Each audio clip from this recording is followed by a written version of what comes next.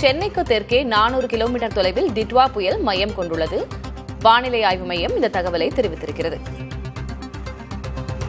டிட்வா புயலின் நகர்வு குறித்து நாம் தொடர்ந்து பார்த்து வருகிறோம். எந்தெந்த மாவட்டங்களில் அதன் தாக்கத்தால் மழை இருக்கும் என்றும் பார்த்து வருகிறோம். இந்நிலையில் வானிலை ஆய்வு மையத்தின் அறிவிக்கை வெளியாகி இருக்கிறது. டிட்வா புயல் மணிக்கு 8 கிலோமீட்டர் வேகத்தில் நகர்ந்து வருவதாக இந்திய வானிலை ஆய்வு மையம் தெரிவித்திருக்கிறது. காரைக்காலுக்கு தென்கிழக்கில் 190 கிலோமீட்டரிலும் புதுச்சேரிக்கு 300 கிலோமீட்டர் தொலைவிலும் டிட்வா புயல் இருக்கிறது. இன்று அதிகாலை 5:50 மணியளவில் சென்னைக்கு 400 கிலோமீட்டர் தொலைவில் டிட்வா புயல் இருந்தது என்று வானிலை ஆய்வு மையம் தெரிவித்திருக்கிறது.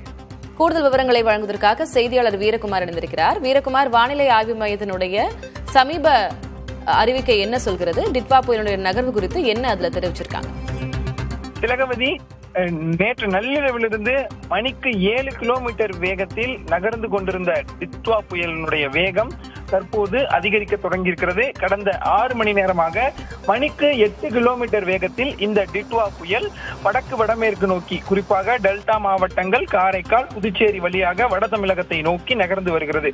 இது சரியாக சென்னைக்கு தெற்கே 400 கிலோமீட்டர் தொலைவிலையும், புதுச்சேரிக்கு தெற்கு தென்கிழக்கே 300 கிலோமீட்டர் தொலைவிலும், காரைக்காலுக்கு தெற்கு தென்கிழக்கே 190 கிலோமீட்டர் தொலைவிலும் புயல் மையம் கொண்டிருக்கிறது. காலை முதல் வானிலை ஆய்வு மையம் தெரிவித்து வந்த அப்டேட்ல சென்னைக்கு 430 கிலோமீட்டர் தொலைவில் புயல் இருக்கிறது என தெரிவித்திருந்தாங்க. இப்போது புயல் சென்னையை தொடர்ந்து நெருங்கி வரக்கூடியதை தான் பார்க்கிறோம். ஏன்னா சென்னைக்கு 400 கிலோமீட்டர் தெற்கே தற்போது புயல் மையம் கொண்டிருக்கிறது.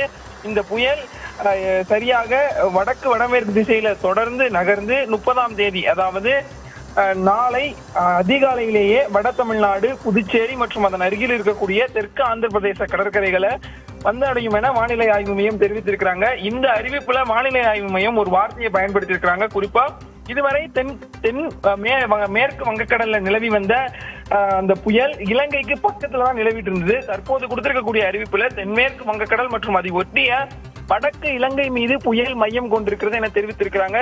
இலங்கை கடற்கரை பரப்புல புயல் தற்போது 5 மணி அளவுல, இன்று காலை 5:30 மணி அளவுல நிலவக்கூடிய சூழ்நிலையில இந்த புயல் இலங்கையிலிருந்து தொடர்ந்து விலகி தமிழக கடற்கரைகளை அடையக்கூடும். குறிப்பாக அடுத்த ஒரு சில மணி நேரங்களில் டெல்டா மாவட்டங்களையும், அதற்கு பிறகு தொடர்ந்து காரைக்கால், புதுச்சேரி வழியாக வட தமிழகத்தை நாளை வந்தடையும் என தெரிவித்திருக்கிறார்கள்.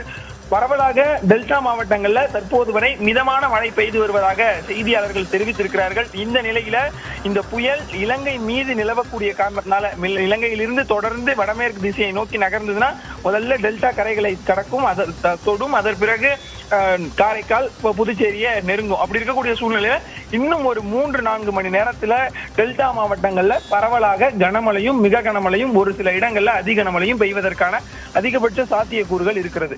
தொடர்ந்து புயல் தொடர்பான தகவல்களை, வானிலை அறிவிக்கை குறித்த விவரங்களை வழங்கிக்கிட்டு இருங்க வீரகுமார். தற்போதைய உங்களுடைய விவரங்களுக்கு நன்றி.